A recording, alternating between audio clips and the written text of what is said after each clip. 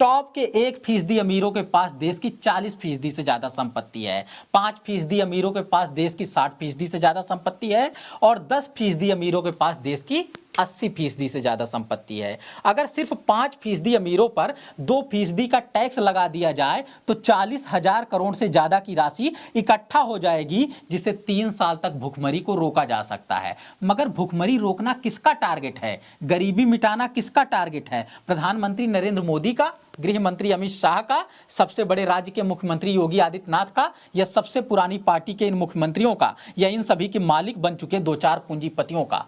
GST यानी goods and services tax देखने में सरल लगता है, सुनने में मजेदार लगता है, मगर इस देश का आम आदमी हर रोज इसे भरता है, थोड़ा बहुत नहीं हजारों करोड़ भरता है। आप कहेंगे अमीर भी तो खूब सारा इनकम टैक्स भरता है, मगर डिटेल में पढ़ेंगे तो समझ में आएगा कि किस किस तरह का खेल करता है और इनकम पर एक तरफा कब्जा रखता है, तब जाकर इनकम टैक्स भरता है। इस देश का 50% निचला तबका सिर्फ 13% इनकम पाता है, फिर भी तरह तरह के टैक्स चुकाता है। अमीरों के इनकम टैक्स भरने में और गरीबों के गुड्स एंड सर्विसेज टैक्स भरने में अंतर यह है कि अमीर अथाह कमाता है, उसका मामूली हिस्सा चुकाता है, और गरीब बहुत कम कमाता है मगर हर रोज हर घड़ी थोड़ा थोड़ा चुकाता है। इससे अंदाजा लगाया जा सकता है कि कौन सा तबका है जो दिन रात मेहनत करता है और देश को आगे बढ़ाता है, जबकि कौन सा तबका है जो मामूली मेहनत करके सरकार से साठगांठ करते हुए अथाह अमीर हो जाता है। देश में तो नाम आता ही है, उसका नाम दुनिया के टॉप अमीरों में आ जाता है। सरकार से साठगांठ करके जो अथाह पैसा कमाया जाता है, उसी व्यवस्था को